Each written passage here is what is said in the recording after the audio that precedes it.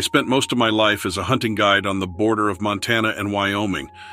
I did some work for Fish and Wildlife in both states. During the off-season, I worked as a range rider tracking wildlife populations and making sure the large predators don't get too close to civilization. I was who they called when they had to track and dispatch problematic wildlife for the safety of the public.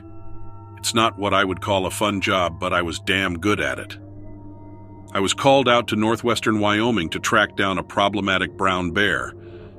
The reports of the bear were just outside of Yellowstone. Oddly, no one had directly seen the bear, but it had been caused severe damage to vehicles and campers in the area. All signs pointed towards a territorial bear. The local park service tried to track it down before they called me with no success. The most recent report of the bear was from a road crew working to fix some mountain roads that were washed out by recent flooding in the area. Luckily, no one was injured, but the bear destroyed 2 hard-sided campers that the workers were staying in. That was the last place the bear was spotted, so it was first on my list. I'm a little old school when it comes to hunting and tracking, so I drove up there with my truck and horse trailer. I know a lot of guys that use ATVs out here, but a good horse will do you much better. The road up the mountain was windy and slow-going. I didn't reach the camp until mid-morning. I saw the damage before I even had my truck in park. The sides of the camper were completely slashed through. Bears can definitely do this kind of damage, but it's not at all common. But every once in a while you'll get a rogue bear that's just out to get everybody. Like I said, it doesn't happen often, but when it does, the only thing to do is put the bear down. I talked to one of the workers who was in the camper at the time of the attack. He said he didn't get a good look at it, but saw it had brown fur, which means it's a grizzly. He claimed to have shot it twice with a 12-gauge dead center in the chest, but said the bear didn't drop. A charging bear has a lot of adrenaline in its body. They can be mortally wounded and still maul you to death before they die. There was a good probability that the bear was severely wounded and ran off somewhere to die if he was telling the truth. I found a decent blood trail leading into the forest. I saddled up my horse and set off down the trail, leading her on foot. Had I known I'd be following a track, I would have brought a dog, but the blood trail was substantial enough to easily follow. From the look of it so far, I was expecting to find either a dead or nearly dead brown bear very soon. That was not the case. I followed that track well into dusk. I knew I should have turned back earlier, but I just couldn't imagine an animal that lost such a significant amount of blood to have gone so far. I was in a situation where I would either have to camp or try to travel out through some extremely rugged terrain in the dark. Neither option sounded good to me, but I was too far on this track to give up and come back in the morning. I knew I couldn't sleep out here with a wounded grizzly potentially close by, so I decided to follow the track into the night. The blood on the leaves was still warm. This thing was so close, it could probably see me. I just wanted to get this bear dead so I could get a good night's sleep out here and ride out in the morning. My horse started getting antsy as we continued on the track. I knew we were nearly there. I saw a lump of brown fur lying on the forest floor in the shadows. I had my rifle positioned on it, but there was something strange about the situation. I turned the brightness up on my headlamp to get a better look at the beast. The first thing I noticed was that it was still breathing. The second thing I noticed was that its fur, while brown, was not a bear's fur. It was much longer, like something you would see on a yak. I made some noise to see if it would move. I really wanted to see its face, but it just laid there. My horse suddenly spooked from something moving behind us. I spun around to see what it was, but I didn't see anything between the trees. I looked back at the creature, and it was still laying there in the dirt. I heard what sounded like people walking through the forest. It was coming from all directions. And that's when I saw the first one. It must have been 7 feet tall. It was covered in the same long brown hair as the creature curled up in the dirt. Its face looked almost human, but not quite. Its skin was tan and leathery from what I could tell with my headlamp. My horse was properly freaked out by the sight, as was I, if I'm honest. The creature approached the injured one and knelt down next to it. and then another one came out from the shadows and joined the other two. I didn't know what to do. I knew how to handle an encounter with just about every wild animal out there, but these were something else. It looked like they were trying to help the injured one, and in that moment, I was afraid they would attack me, thinking I was the one who shot their friend. I slowly turned my horse around. The creatures just stared at me. I don't know why, but I tried speaking to them. I told them that I was looking for a bear and that I'm not a threat to them, and that we were promptly leaving. I can't tell if they understood me or not, but they let me leave. I rode through the night to get out of there. I continued on working as a range rider and a hunting guide for another 12 years after that incident, and I never saw any of those creatures again, but I have heard stories from others. They aren't seen very often, but they are out there.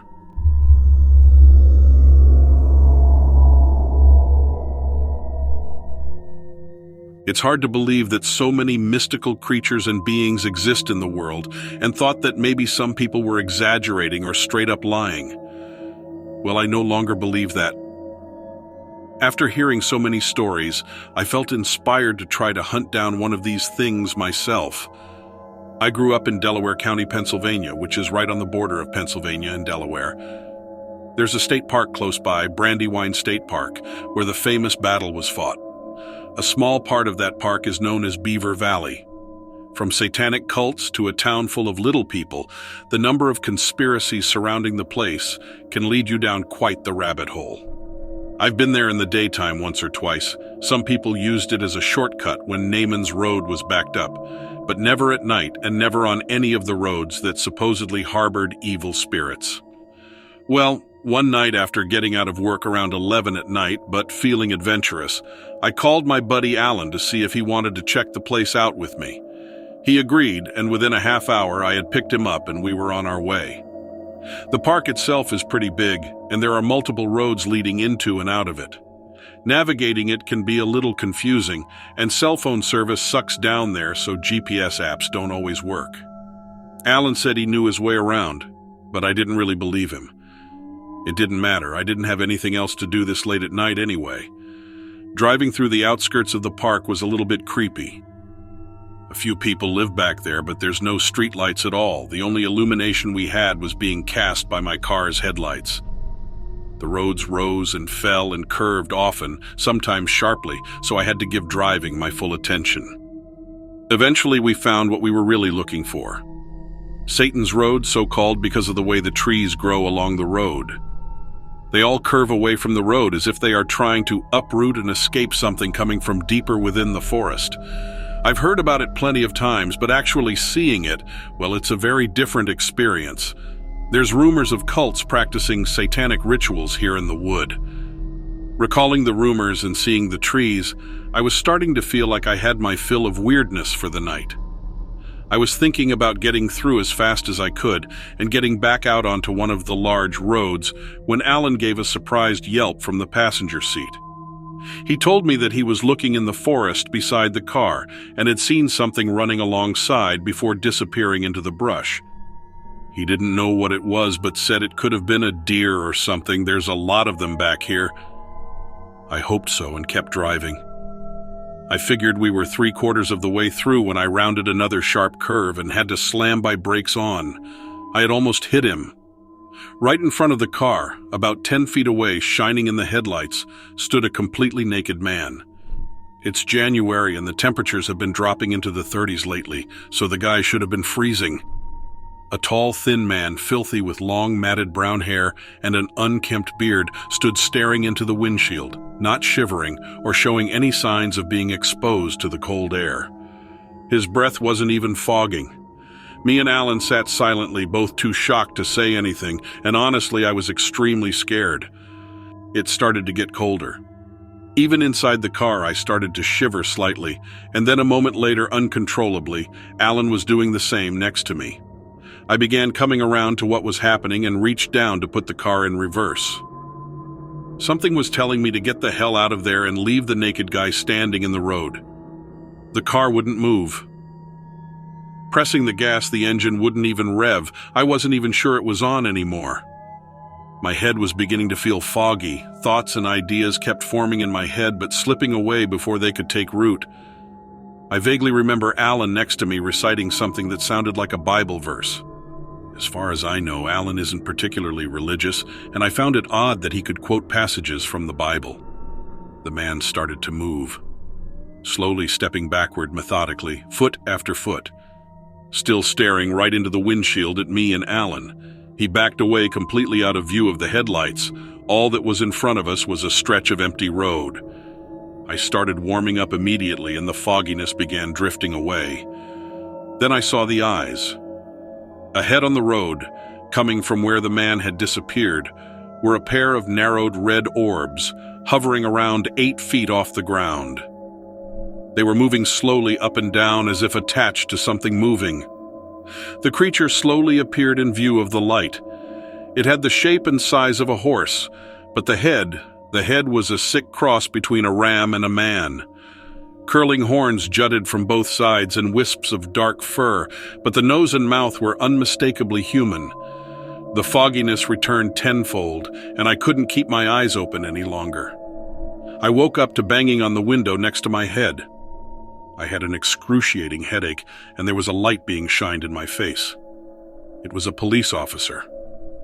In short, we had come to in a small clearing off the roundabout 3 miles away from where we had been. Alan had passed out as well, and neither of us could recall anything. The police officer asked us a lot of questions and even searched the car for drugs and gave me a breathalyzer.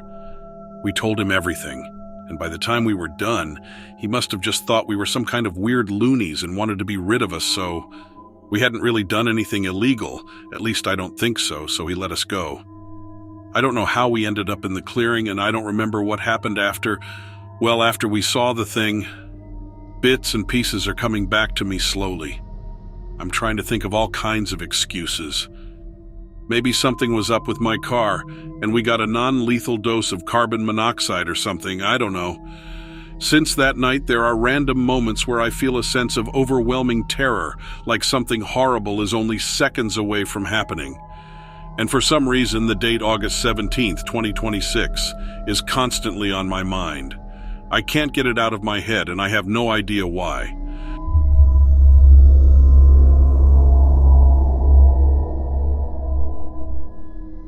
There's an entire city floating on the Caspian Sea. It's sinking, but it's there. 300 kilometers of bridges, roadways, complexes, and oil rigs. I worked there for 4 years. It was a perilous and thankless job. Most of the world doesn't know that oil rocks exists. The money I made was good, though. It kept me out of trouble for a while. Unfortunately for me and every poor soul working those rigs, trouble came to oil rocks. It came for us and we couldn't escape it. Out there, trouble rolled in like the fog. The first guy disappeared a 1.5 years in. He vanished off the side of a rig. No splash, no nothing. The ocean has a way of swallowing you whole, I guess.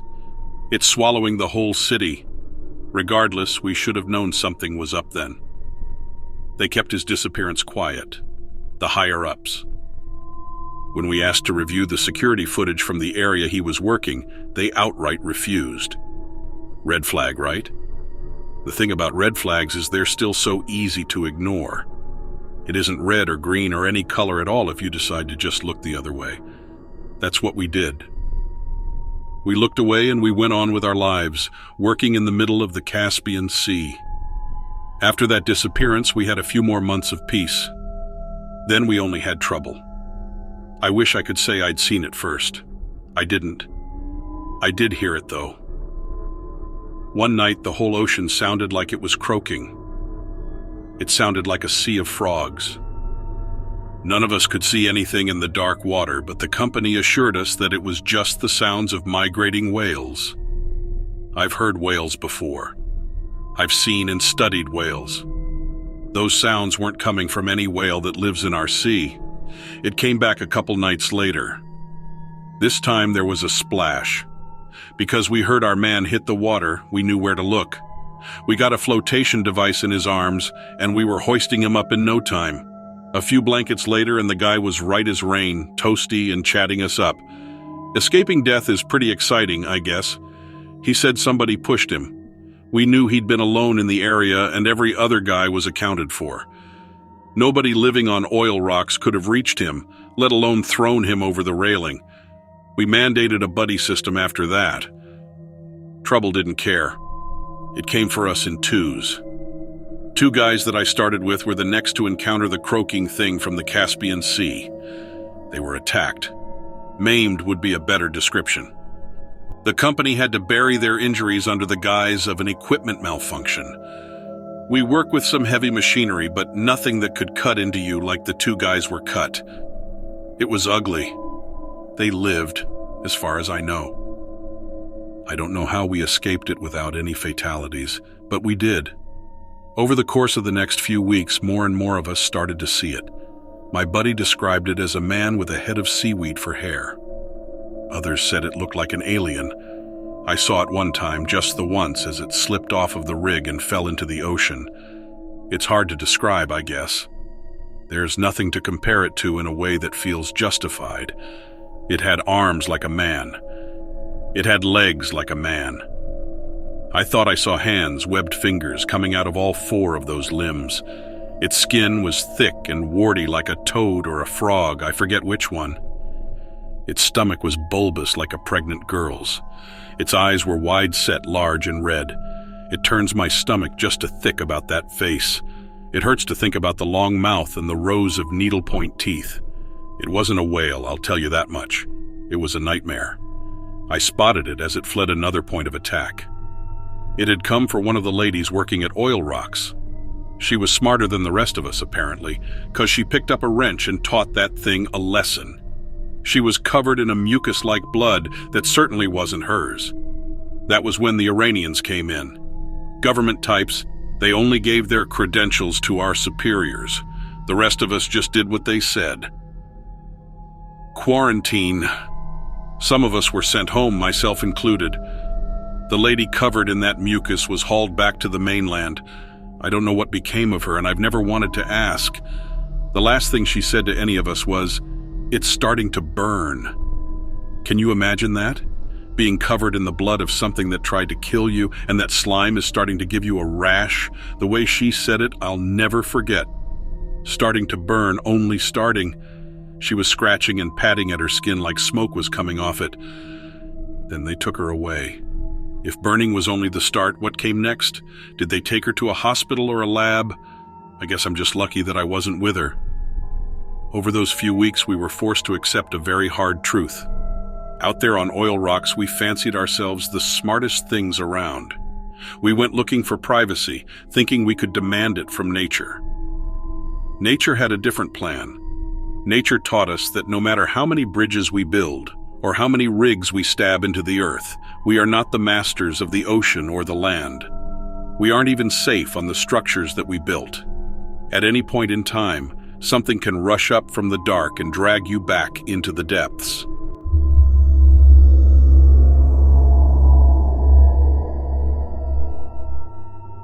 My work has led me to a lot of places.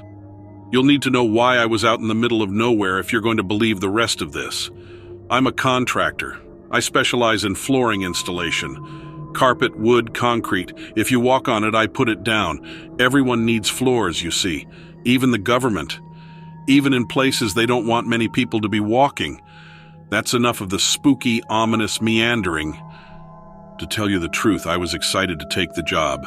They were hiring a crew to lay down a new floor in a New Mexico aircraft hangar. Pay was extraordinary. It wiped out all my debts, as a matter of fact. What I saw there, however, certainly wasn't covered in the job description. There were long stretches of time when my crew was monitored by a single guard. We were working overnights, long hours to get the hangar up and running as soon as possible. The government must not have seen the point in assigning a whole team of personnel to babysitting duty. Maybe they were nearby, working on something else. There were certainly other things nearby. 2 nights before our deadline hit, we saw them. The hangar's open side was facing the desert. Any other night, it was like staring into the abyss.